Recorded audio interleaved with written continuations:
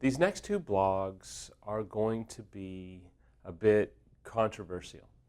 And I never try and be controversial for controversy's sake. This is not the venue, this is not the arena, this is not what you want, nor what I want to give.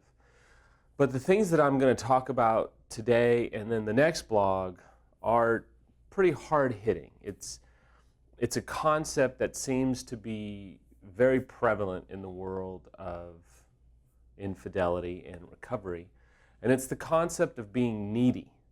And I'm going to talk to you about it today in terms of the betrayed, and then I'll also address it in the next blog from the perspective of the unfaithful. But when you've hit this level of crisis, when you have encountered your world being turned upside down, who wouldn't be needy? I mean, when my infidelity came out, I was needy. Samantha was needy.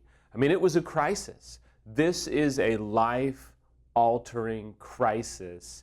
And if ever there was going to be a time that you were needy, or if ever there was going to be a time that you experienced a neediness, I would venture to say it's going to be now. But I want to help you understand, first from the betrayed spouse's perspective, that neediness is probably going to come back to hurt you. For starters, it's easy to be needy. We can make our spouse out to be an idol. And I don't just mean that from a theological or Christian worldview, but we can make our spouse out to be something that we have to have, we need to have, rather than we want to have.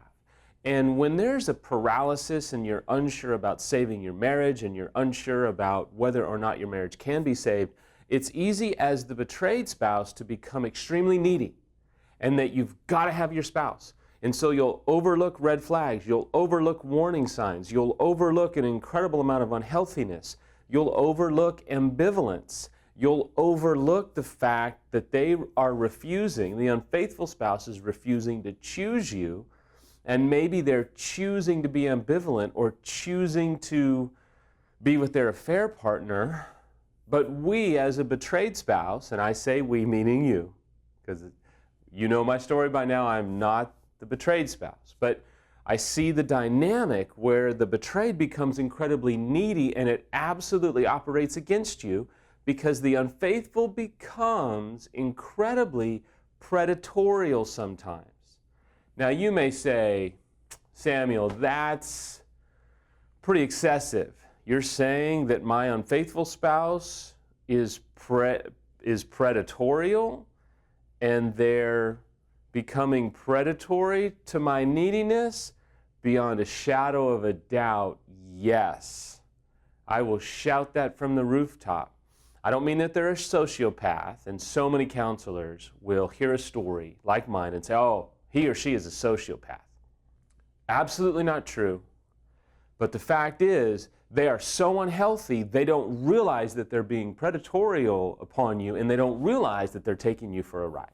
Just the other day, this woman was telling me her story, and it was such a kick in the gut. She said her husband, who's ambivalent, who is kind of in between, said to her, let's face it, you know you don't want to divorce me. And she just was devastated.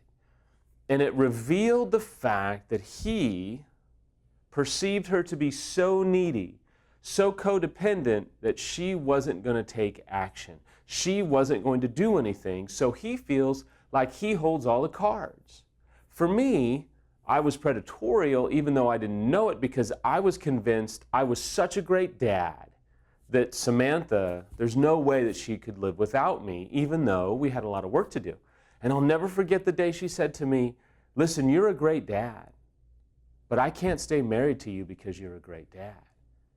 And you want to talk about chopping my legs underneath me, out from underneath me, I was completely devastated because I finally had perceived that Samantha didn't need me and that she wasn't just going to stay with me because she was codependent. So, if you, the betrayed, are perceived as needy or codependent, I promise you, most of the time, your unfaithful spouse is going to take you for a ride. They may mean to, sometimes they may not purposely mean to, but the unhealthiness inside of them is taking you for a ride. And so there has to be this moment where you realize you've got to take some of the power back. Not because you're trying to be vindictive, but because someone has to be the healthy person. Someone has to see clearly. Someone has to be courageous enough to say, I'm getting healthy and we're going to get healthy, even if it means that we have to separate. Because I need to be at a point where I am choosing you. And again, this is the betrayed spouse. I need to be at a point where I'm choosing you, not worshiping you, not needing you. I want you. And there was a point where Samantha wanted me, and restoration took off. She wasn't needing me. She didn't just need me because of the kids or finances or any of that. She chose me, and it was only after she had had several moments where she had taken the power back and decided to get healthy herself and decided that she wasn't just going to be a little lamb led to the slaughter by my dysfunction and unhealthiness. So I want to encourage you today, if you're a betrayed spouse, don't choose your spouse because you're needy. Get healthy. Take the power back. Get healthy in your own way, whatever that looks like, so you can choose your spouse, not be led to the slaughter because of your unfaithful spouse's unhealthiness when they're only trying to get healthy to get you back. And then once they feel like they've got you back, they're going to go back to their old ways.